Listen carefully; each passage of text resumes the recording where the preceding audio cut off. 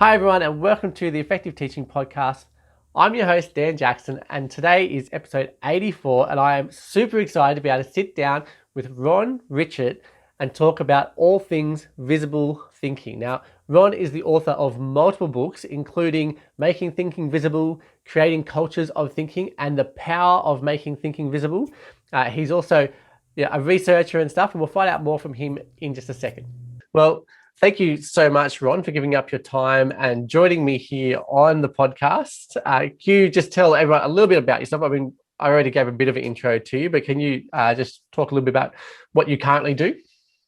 Yeah, I'm currently a senior research associate at Harvard Graduate School of Education working with a research group known as Project Zero. So I've been with them a little over 25 years. I'm about to retire from that and just kind of continue writing and consulting after that. Oh, great. Great. Well, I look forward to the extra books that you put out. Yeah. So can you just give us a little bit of insight into your I think it might be your first book, I'm not sure, but the visible thinking routines and stuff. It's definitely the first one I came across. So I don't know if it's actually the order in which you published them. But can you give us a little bit more information about what visible thinking really is? Yeah, visible thinking is really a set of practices. So, four kind of key ways that we as teachers can make thinking visible. So, one of the key ways that perhaps we're best known for is talking about thinking routines. And so thinking routines are simple structures which teachers use to help scaffold and support their students. And the idea of thinking routines actually came from some early research that I did studying teachers who were really effective at getting students to think. And what I noticed was those teachers didn't teach thinking skills lessons. Instead, they had routines and structures which they used over and over again. So we really kind of developed that idea of thinking routines, over several years. But the three other ways we really think about them as what makes a thinking routine powerful and what we surround it are things that teachers are probably already doing. So one is the importance of questioning. So we question to help make students thinking visible, ask a lot of what we call facilitative questions, which are questions that kind of follow up on a student's response. So we might say, well, what makes you say that, as a way of getting, the understanding behind an answer that students have given them. And of course, then the kind of companion side to questioning is listening. Students aren't going to make their thinking visible to us unless we are listening to them. And so by being good listeners, by taking an interest in being curious about our students, we actually then can get a window into their thinking. And then the third tool is documentation. And some people who are familiar with the Reggio Emilia preschools might already be familiar with this idea of documentation, but it's how is it that we can kind of capture the learning and the thinking that are going on. So we really think of those four practices as really all supporting one another. Yeah, I really like the questioning aspect there, because it's not just about finding the right answer. It's actually probing into, and you can even design questions, the original questions, to really focus on the reasoning and what the students are actually thinking in order to get to those answers. I've read something by Dylan Williams that talked about how to even create a question so that if they get the wrong answer, you already know what they're thinking to get that wrong answer, even because of very common misconceptions that students might have. So I really like that. And I love that your routines. I have actually, I've seen lots of your routines. I think See, Think, Wonder is almost every teacher I think should have heard of that by now. I think you're right. Yeah. So can you give us a few examples of what it looks like in practice when we're looking for this visible thinking? We want to see what our students are actually thinking and make it visible for ourselves as teachers. Can you use a few examples of how to do that in our classrooms, a bit more specific than what you've just done? Yeah. When a lot of people are introduced to routines, or they kind of come across them, perhaps it's just a colleague shared with them. One of the misconceptions is, this looks like a great activity that I might do with my students. And again, we really want to think about them as tools that we use. So the first step in using a thinking routine is to identify, okay, I've got this piece of content, and what is the thinking that I need students to be doing with that content. That one of our kind of core principles that we keep coming down to is learning is a consequence of thinking. So learning doesn't happen when teachers deliver content because students could be listening, they could be distracted, nothing could happen. They're only going to be learning if they do something with that content, if they think with that content. So we don't want to leave that thinking to chance. So, you may say, what I really want students to do with this content would say we're exploring, a really, complex issue, and we're wanting to kind of get into that level of complexity, and we're wanting to look at different perspectives on that issue. And so teachers identified, well, that's what I want students to do. Say maybe it's a discussion of, say Black Lives Matter or climate change or something that we know is, very complicated, lots of different perspectives. And then they may then look at what routine might support that. And the tug of war routine is one example of how you can begin to kind of explore different perspectives and explore complexity. So we always begin with, okay, here's the content, what's the thinking, and then is there a routine that would help to support and scaffold that kind of thinking? We go through that kind of process to get started. Yeah, and then by calling them routines, that also mean that I should be using these very frequently, like in the sense of I constantly am using. I don't know if it'll has to be the same routine necessarily, but we just constantly have these routines that we're going to check in to see what our students are thinking. Yeah, so we did choose to call them routines rather than strategies, because once again, based on the research I had done, that these were used enough in classrooms that they became real patterns of behavior. And it's not that we need students so much to, they need to know the tug of war routine. They need to know the see, think, wonder. But a little bit of play on words here, but it's, I think, significant to kind of get an idea about the idea of routines. It is by using thinking routines, it is the thinking that becomes routine. Okay. So by using a routine like see, think, wonder, what students get really good at is they get really good at noticing and going beyond the surface and looking deeply and looking closely. They get really used to making interpretations, the think component, and basing that on evidence. They get really good at wondering and asking questions. And that is kind of the crux of the matter in terms of why we find the thinking routine so powerful, is it is developing students as lifelong learners and thinkers. Again, one of our questions that we're always posing to teachers to ask themselves is, who are your students becoming as thinkers and learners as a result of their time with you? Of course, we've got content, but we also want them to develop as thinkers and learners as well. Yeah, and I would even say developing them as thinkers and learners is more important than the content. The content is almost the vessel through which they learn the thinking, like not the routines, but the thinking process, and Absolutely. the learning process. And that's part of why I've started the podcast, actually, was because to try and give teachers more and more ways that they can think through how to do that with their students. Because I think as we set them up for the future, it's much more important that they know how to think and how to go about doing research or all that processes of how to learn something. It's very important for them to do that, because when they leave school, the content isn't just given to them. They've got to go and find it. They've got to go and read it. They've got to analyze it. They've got to get multiple perspectives on that. Now, obviously, we're not just talking about routines. You said there are the other aspects of visible thinking as well. How do we embed that into what we're doing? You mentioned questions, a few other ways. How do we really embed that into what we're doing? Well, so one way of kind of visualizing this is say, you've got a routine and you're using it, maybe a see, think, wonder, maybe a tug of war.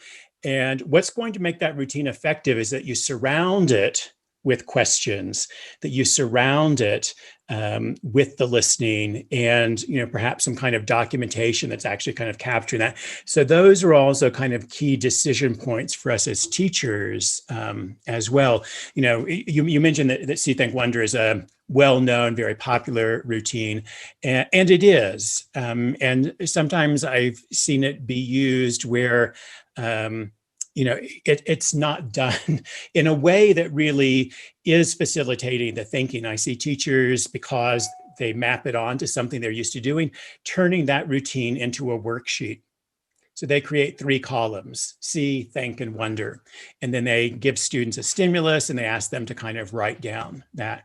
Well, the reason why see, think, wonder works is those 3 things that are, rather than think about them as column headings, see, think, wonder, they're really 3 questions, or they're really even more than 3 questions that are repeated over and over again, because it's looking at an image and saying, well, what do you see?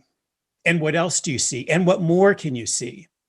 And that's a discussion and a dialogue that moves at things. And what does that make you think? And what else does it make you think? And is there something else that makes you think? And what does that make you wonder? And what else? And what other questions? And so that routine actually gets elevated when we think about it as those are questions. And for questions to be dynamic, we have to be listening to the answers. We have to be responding to that. We have to be pushing and probing. And that's what really kind of elevates that. When it gets reduced to just an activity of writing things down in 3 columns, rarely, I mean, I've seen a few instances in which it's worked pretty well, but for the most part, when it's all just recorded as an activity or as work to be done, it's not really doing for students what we want them to be doing. Yeah, I totally get that. I think if you're implementing one of your routines, if you're not listening to the answers, like even if they do it as a worksheet, if you don't collect that and spend time going through it and then probe back, you're not really getting any depth to that, I don't think. And so I actually find it very helpful to do them live when I've done them, to actually have the conversations with the students, and even sometimes having them do it themselves, like in smaller groups too, as they discuss it, and then bring that together as a group, so that they're listening to each other as well as me listening to them as they're doing it in their groups and stuff, which it gives you that extra level of insight into their thinking, because otherwise you're really just looking at their answers if it's just the worksheet, whereas you want to see their thinking, and you get that by probing and by helping them to understand what you're actually after too with those questions, because you're not just after I see a blue pair of pants. You want them to think deeper into these things in terms of what else they can see, and really thinking about what's behind whatever's in front of them. So you talked there about how this links into lifelong learning. Can you make that a bit more explicit for us? How does this really help our students to become lifelong learners? Well, again, just to kind of go back in terms of, I kind of referenced that early research I did, and the research was on the development of thinking dispositions. So again, we talk about thinking dispositions. Some people call those habits of mind, things like curiosity, things like, being able to look at different perspectives and being open-minded. So really developing those as dispositions for them. So I was interested in how teachers cultivate those. And so that, again, is where the thinking routines came as we began to really kind of move forward as a research team. And those, again, our focus was always on that dispositional development. And so, we've seen that kind of over and over in schools and in classrooms that really do spend time focusing on the thinking, making the thinking routine. Again, that whole idea of making the thinking routine is about developing those habits, developing those dispositions. So those are things that students are going to be carrying with them.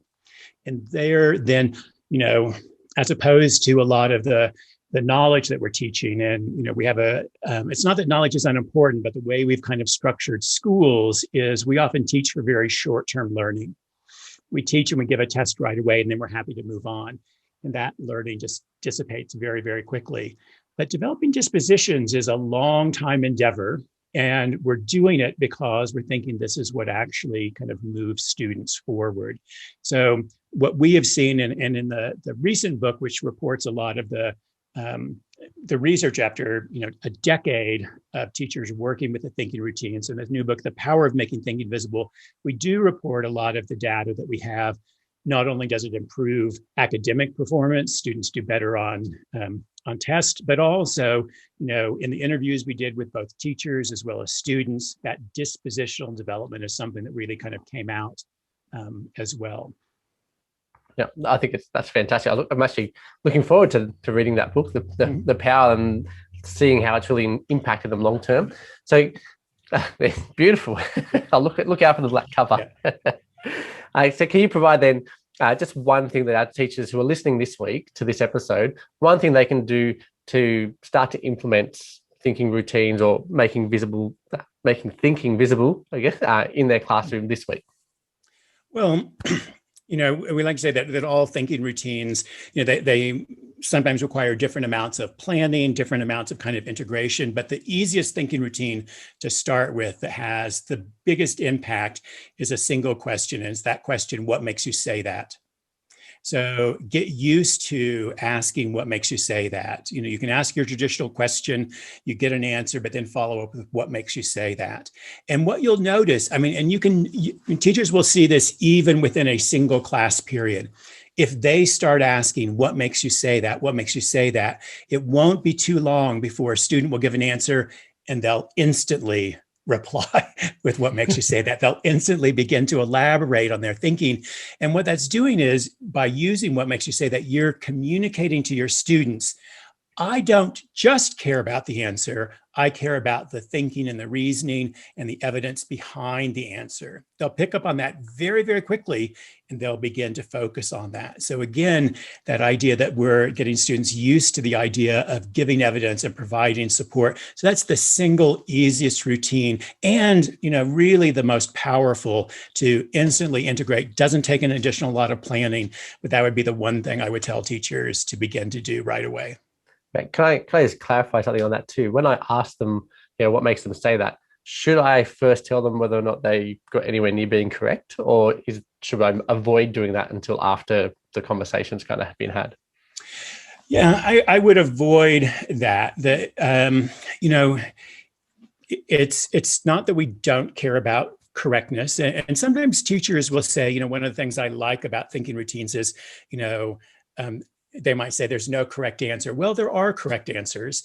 It's just that we are building an evidence base in order to help us determine the correctness, because it's actually, kind of debilitating for you as a student if correctness and if the source of correctness is always outside of you.